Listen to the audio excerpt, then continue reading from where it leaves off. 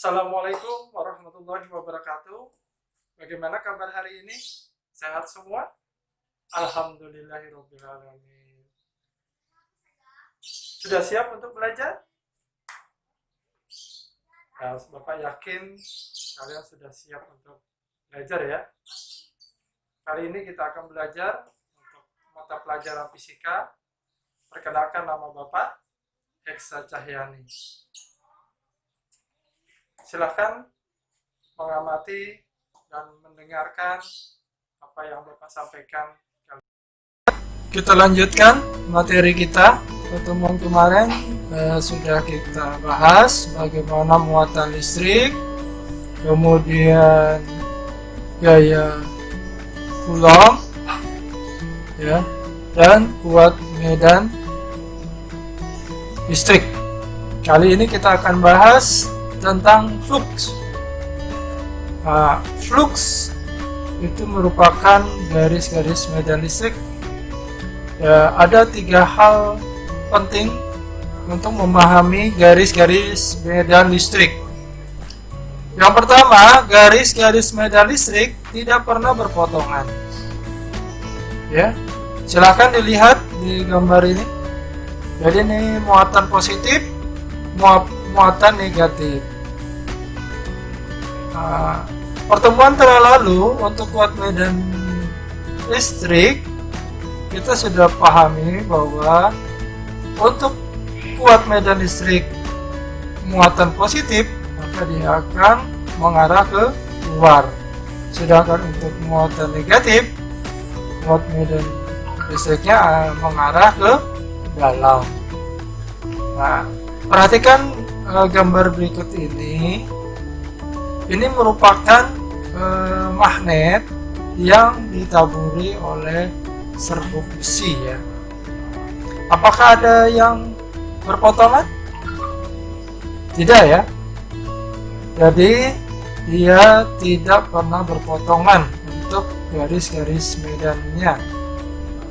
Nah, yang kedua, dari gambar ini tersebut, garis-garis medan listrik selalu mengarah radial keluar menjauhi muatan positif, ya, ini. Dan radial ke dalam mendekati muatan negatif, seperti ini. Jadi bisa dilihat ini. Nah, tempat di mana garis-garis medan listrik rapat itu menyatakan tempat medan listrik yang kuat. Jadi semakin kita lihat kerapatan dari garis-garis medan listrik ini semakin rapat, maka kuat medan listriknya akan semakin kuat.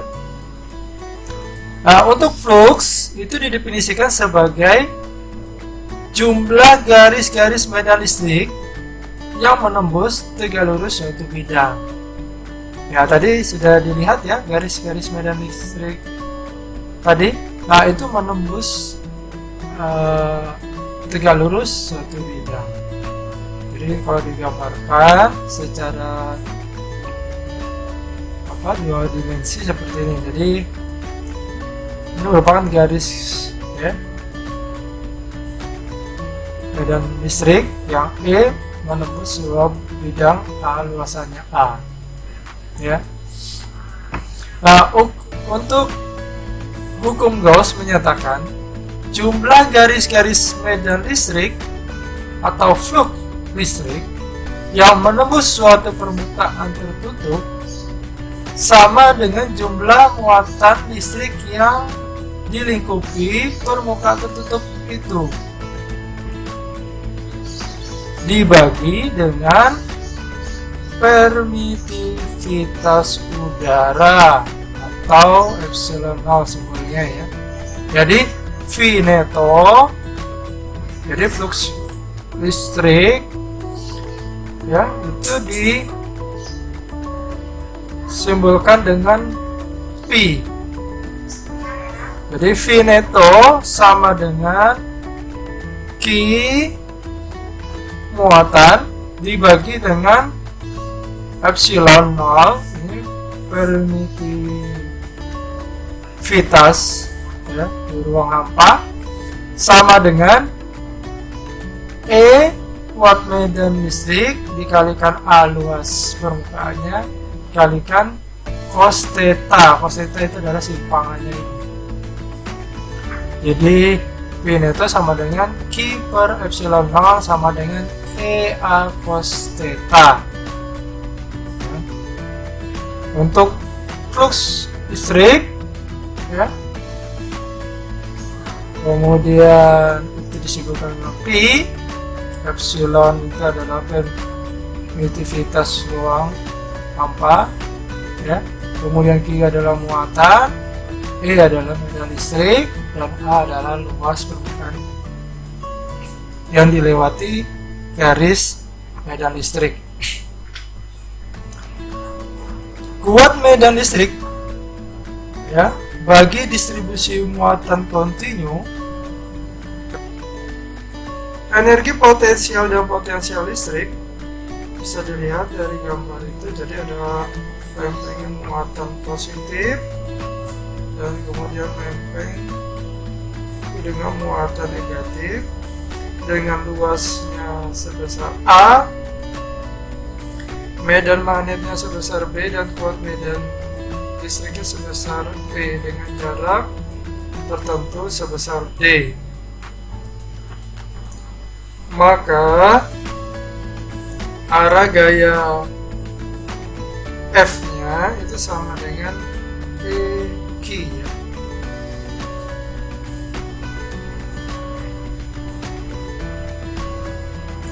Nah, potensial listrik didefinisikan sebagai energi potensial, jadi perubahan energi potensial per satuan muatan ketika sebuah muatan uji dipindahkan di antara dua titik, seperti gambar tadi ya. Jadi energi potensial B dikurangi energi potensial A dibagi dengan muatan itu sama dengan beda potensial, yaitu VB min VA. Perbedaan potensial antara A dan B sering disebut dengan beda potensial, sehingga VAB sama dengan VB min VA, kita sama dengan E kali D. Nah, sedangkan untuk potensial listrik V sama dengan K Q per R, sebuah muatan titik antara akan memberikan potensial listrik. Potensial mutlak adalah perubahan energi potensial per satuan muatan yang terjadi ketika sebuah muatan uji dipindahkan dari suatu titik yang tak terhingga jauhnya ke titik yang ditanyakan. Untuk potensial oleh beberapa muatan sumber titik, maka kita gunakan persamaan V K N sigma I sama dengan 1 QI per RI. Kalau dijabarkan adalah K bukan kurung Q1 per R1 ditambah Q2 per R2 ditambah dan seterusnya ya. Nah, untuk hukum kekalian energi mekanik dalam medan listrik, kita tahu bahwasanya hukum kekalian energi mekanik yaitu apa? Energi mekanik 1 sama dengan energi mekanik 2, di mana energi mekanik adalah energi potensial ditambah energi kinetik, sehingga kita bisa jabarkan EP1 ditambah EK1 sama dengan EP2 ditambah EK2. Nah, kalau dijabarkan energi potensial 1 itu adalah Q kali V1 ditambah rumus energi kinetik setengah MV1 kuadrat sama dengan untuk EP2 nya QV2 ditambah setengah MV2 kuadrat ya. Nah, aplikasinya adalah kapasitor ini bermanfaat untuk menyimpan energi. Dalam hal ini, kemampuan sebuah kapasitor menyimpan energi ini biasanya disebut dengan kapasitas kapasitor atau kapasitansi. Berapa besar kapasitansinya? Itu dirumuskan dengan C sama dengan Q per V.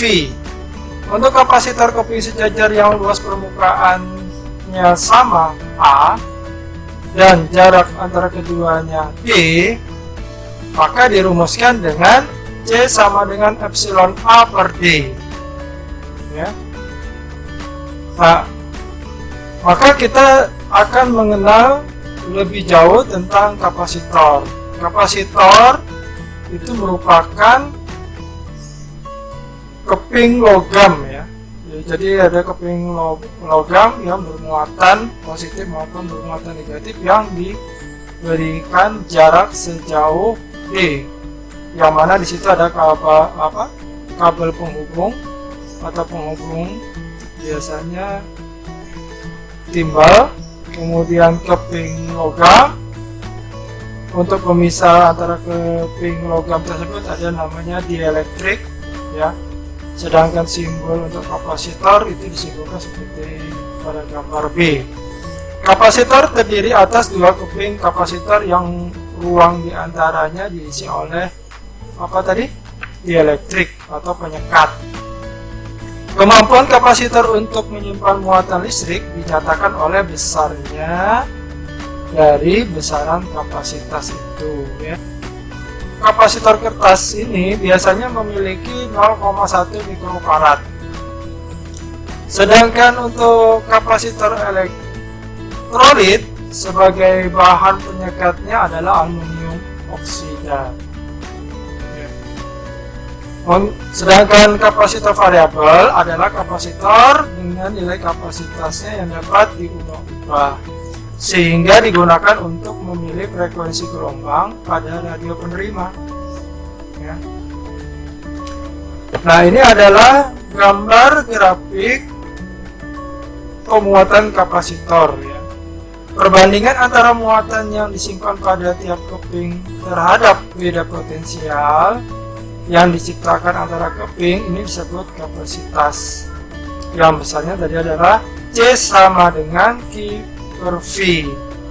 Kapasitas adalah ukuran kemampuan atau daya tampung kapasitor untuk menyimpan muatan. Seperti yang telah saya sampaikan sebelumnya ya. Jadi 1 farad itu sama dengan 1 coulomb per volt.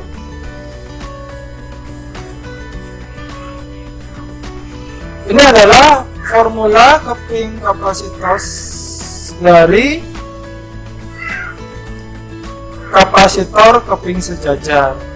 Jadi C sama dengan Q per V sama dengan epsilon A per D. Nah, pengaruh dielektrikum terhadap kapasitas kapasitor itu bisa dilihat persamaannya untuk C0 sama dengan epsilon 0 A per D. Sedangkan kapasitor dalam dielektrik maka CD sama dengan epsilon A per D.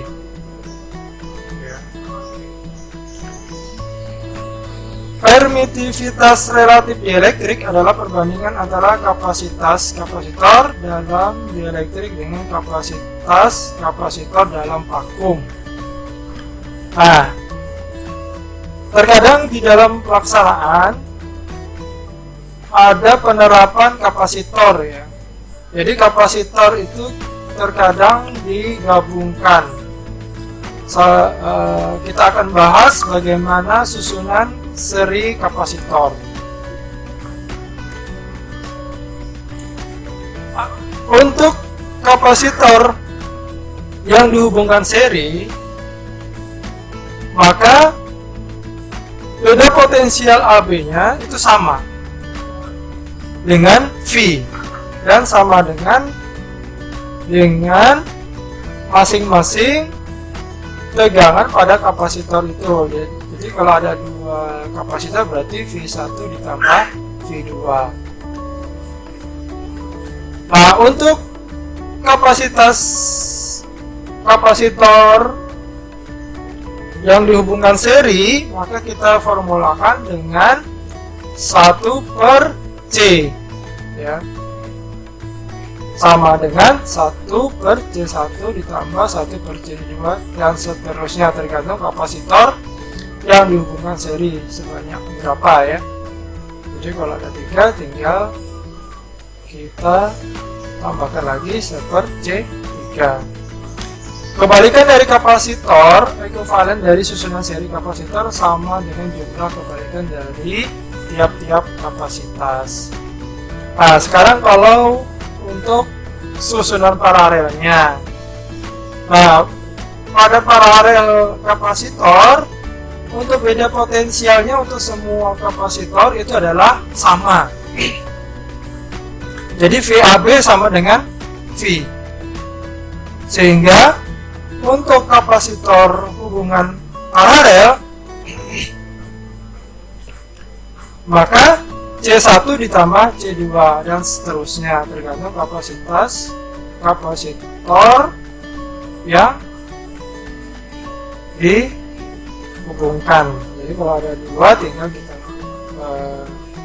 tambahkan C1 ditambah C2.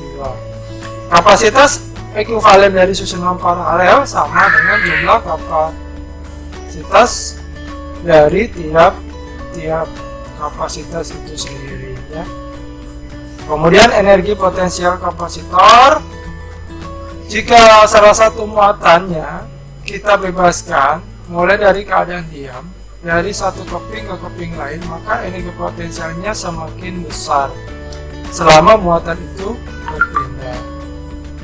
Nah, berapa besar energi yang tersimpan dalam kapasitor? Itu adalah W atau U, energi dalam, ya, setengah Q kuadrat per C, atau sama dengan setengah Q kali V, atau sama dengan setengah CV kuadrat. Untuk penggunaan kapasitor ini biasanya digunakan sebagai penyimpan energi. Karena apa? Dapat dimuati dan melepas muatannya dengan sangat cepat. Biasanya kapasitor untuk memilih frekuensi pada radio penerima,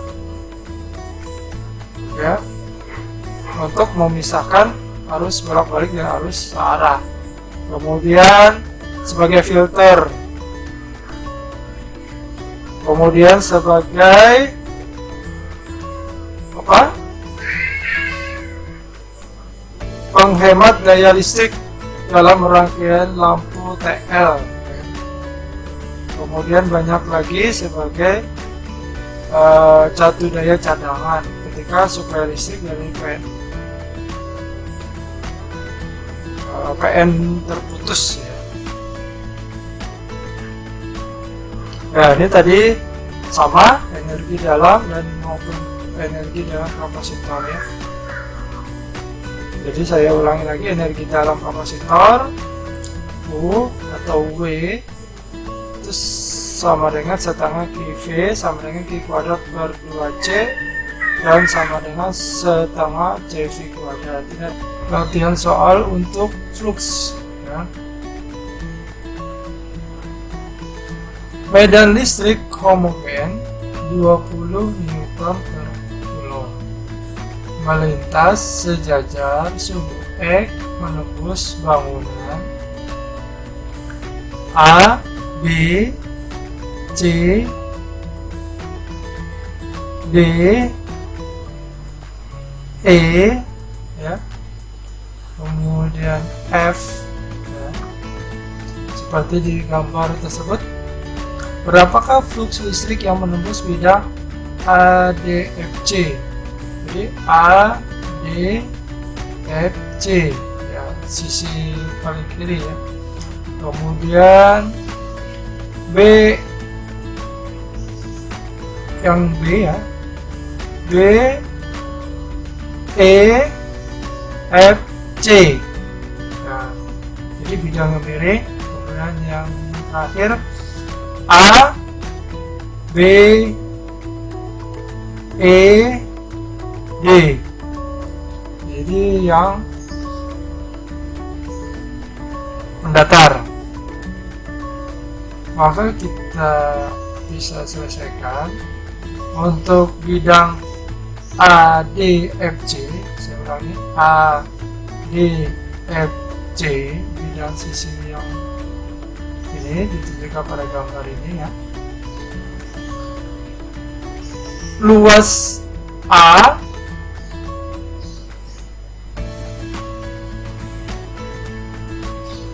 ya, luas A di ACFD atau ADFC apa rumusnya? Ya, panjang kali lebar. Jadi 40 cm dikalikan 60 cm dapat 22.400 cm persegi. Jadi kalau jadikan meter 0,24 meter persegi.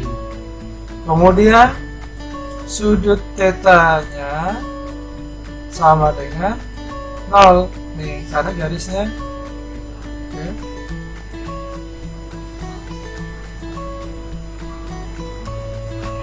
Karena medan listriknya saling tegak lurus ya nih. Ya. Maka V atau flux itu sama dengan E kali A. Besar E nya adalah tadi berapa? 20. Hasil didapat dengan luasannya berapa? 0,24. Maka didapatkan 4,8 Weber. Ini untuk luasan bidang ADFC. Jadi besar fluxnya yang menembus bidang sebesar 4,8 Weber. Kemudian luas bidang BEFC ya, BEFC ya. Sama, tentukan luasnya dulu. Jadi luasnya adalah 60 ya dikali 50 cm. 50 cm dari mana? Dari akar dari 40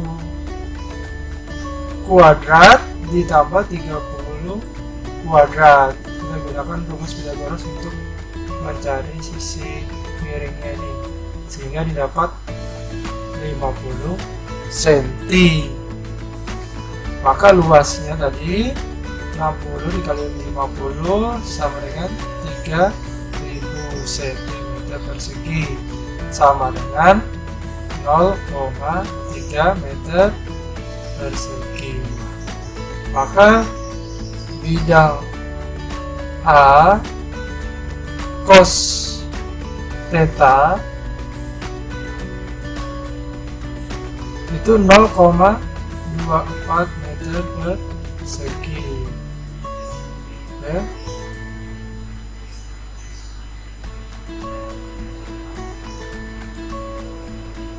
Cos itu apa? Sisi mendatar bersisi miringnya ya, dapat sebesar 0,24 cm persegi. Maka flux listrik V sama dengan EA cos theta. E nya berapa tadi? 20, A nya 0,3 dikalikan cos theta. Jadi EA cos theta nya tadi 0,24 ya dikalikan sehingga sama dengan 4,8 ya. Jadi besar fluxnya adalah 4,8 Weber. Kemudian untuk bidang ABED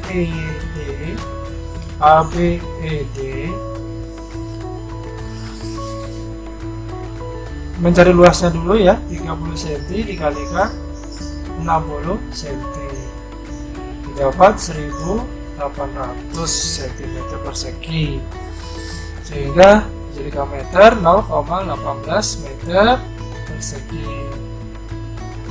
Karena medan listrik sejajar dengan bidang sejajar nih, medan listriknya sejajar dengan bidang, cos θ-nya kan berapa? 0 derajat atau 180 derajat. Cos 0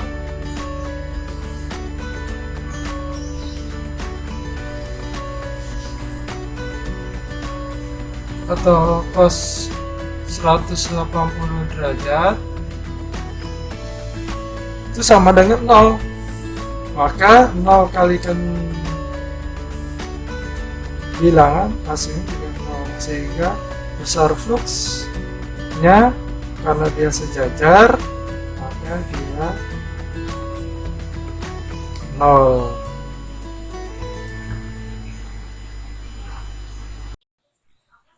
Demikian apa yang Bapak sampaikan. Semoga mendapatkan pelajaran hari ini dan terus giat belajar, tetap semangat, terus mengulang agar kalian selalu bisa. Fisika itu mudah dan menyenangkan.